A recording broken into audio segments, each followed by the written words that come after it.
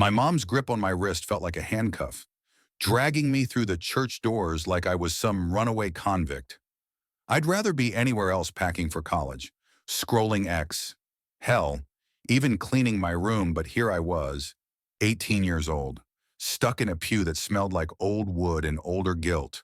It was the summer of 2025 and Ethan Carter, was days away from escaping our small town of Willow Creek for a dorm room in Chicago. Freedom was so close I could taste its city lights, late-night pizza runs, no one telling me to pray harder or fix my soul. But Mom had other plans.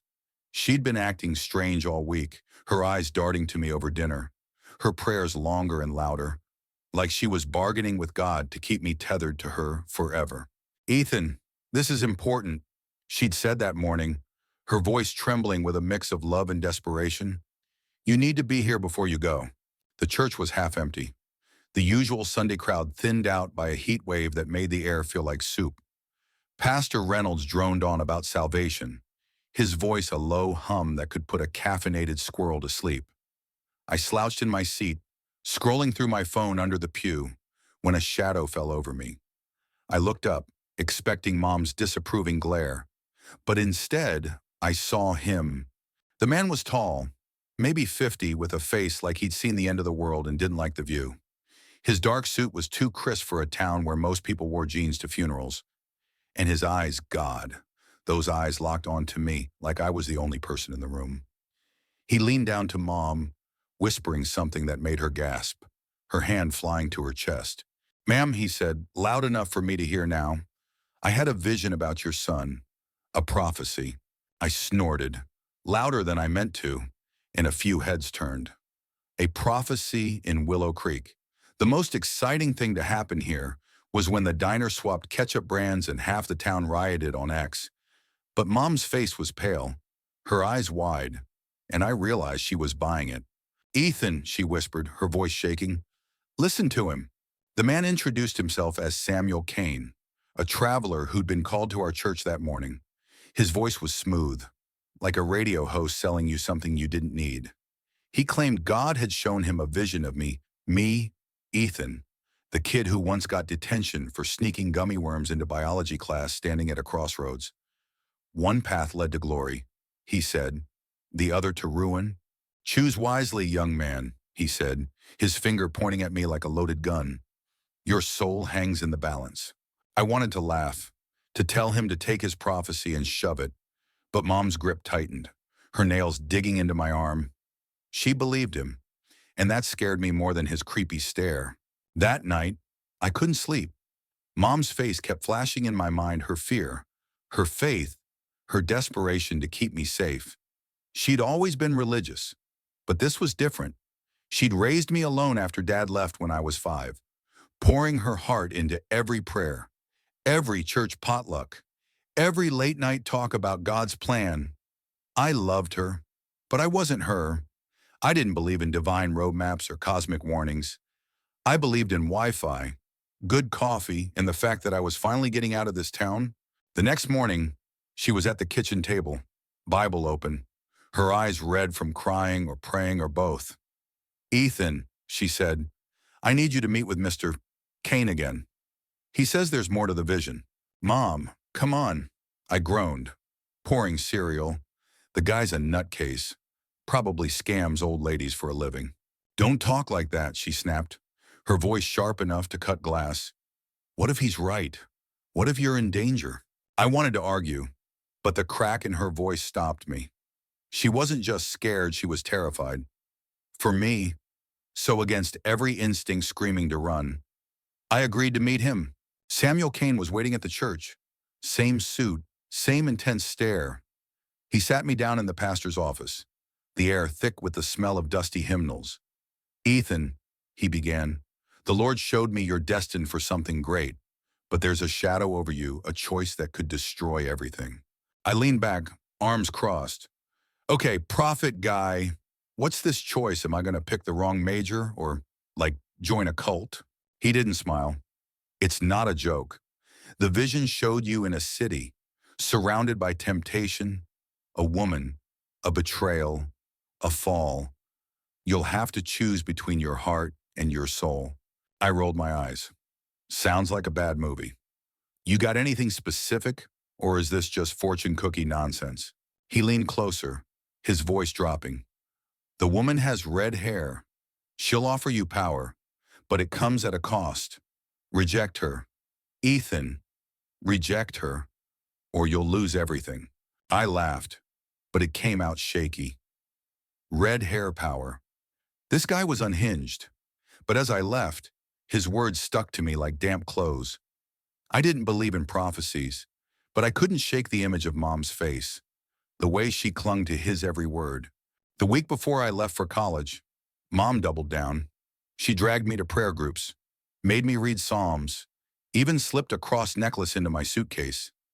I humored her, mostly because I didn't want our last days together to be a fight. But I was counting down the hours until I could board that bus to Chicago. The night before I left, she sat me down. Ethan, she said, her voice soft but heavy, promise me you'll be careful. Promise me you'll listen to what Mr. Kane said. Mom, I said, trying to keep my tone light, I'm going to college, not Mordor. I'll be fine. She didn't smile. Just pray. Okay, for me. I nodded, but my heart wasn't in it. I hugged her, feeling the weight of her love and her fear, and promised myself I'd call her every day. Chicago was everything Willow Creek wasn't. Loud, alive, chaotic. My dorm was a zoo of new faces, cheap beer, and bad decisions. I loved it. Classes started, and I threw myself into them, determined to prove I was more than some small-town kid with a crazy prophet on his tail. Then I met her. Her name was Lily, and yeah, she had red hair. Not fire engine red, but a deep auburn that caught the light like stained glass. She was in my sociology class, always raising her hand, always challenging the professor with a smirk that said she knew more than she let on. We started talking after class one day, and before I knew it, we were grabbing coffee, then dinner, then spending hours debating everything from politics to the meaning of life. Lily was magnetic. She wasn't just smart, she was ambitious. The kind of person who could walk into a room and own it. She talked about her dreams of starting a tech company, of changing the world. And when she looked at me, I felt like I could be part of that. One night, over cheap ramen in her dorm, she leaned in close. Ethan, she said, her voice low, I'm working on something big, a startup. I want you in on it. My heart raced. What kind of startup? She grinned, her eyes glinting. It's a platform think X, but better, more open, more real. We're pitching to investors next month, and I need someone I trust to help with the coding. You're good, Ethan. I've seen your work. I was flattered, but something nagged at me.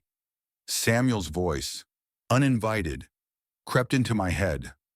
A woman, a betrayal, a fall. I pushed it away. This wasn't prophecy. This was opportunity. Count me in, I said. The next few weeks were a blur. Lily and I worked late into the night, coding, planning, dreaming. She was relentless, pushing me to think bigger, work harder. But there were moments her snapping at a teammate, her dodging questions about funding that made me uneasy. I ignored them.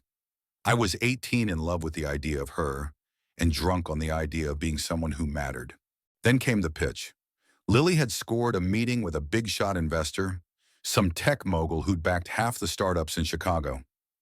The night before, she handed me a USB drive. This is the demo, she said. Load it onto the presentation laptop tomorrow. Don't open it. Why not, I asked, half joking. She didn't smile. Just trust me. That night, alone in my dorm, I couldn't resist. I plugged in the drive. The code was a mess hacked together, pulling data from places it shouldn't. It wasn't just a platform. It was scraping user info from X, repackaging it, and selling it as analytics. My stomach churned. This wasn't innovation. This was shady. I called Mom. I don't know what to do, I admitted. Spilling everything, Lily. The startup, the prophecy. Her voice was steady, calm. You know what's right, Ethan. You always have.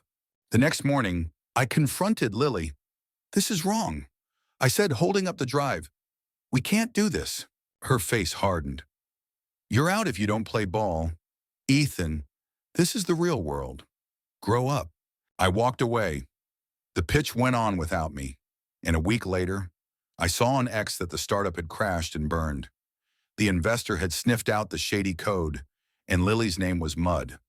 She didn't speak to me again. I called Mom that night, expecting a lecture, but she just listened. I'm proud of you, she said, and I could hear her smile through the phone. Samuel Kane's prophecy didn't come up again. Maybe he was a con man. Maybe he was touched by something divine I'll never know. But I learned something, that summer faith isn't just about God or visions. It's about trusting yourself, even when the world pulls you in 100 directions. I kept going to college, kept calling Mom, kept chasing my own path. Not glory, not ruin, just mine. What do you think? Was Ethan right to walk away? Or should he have stayed with Lily's vision?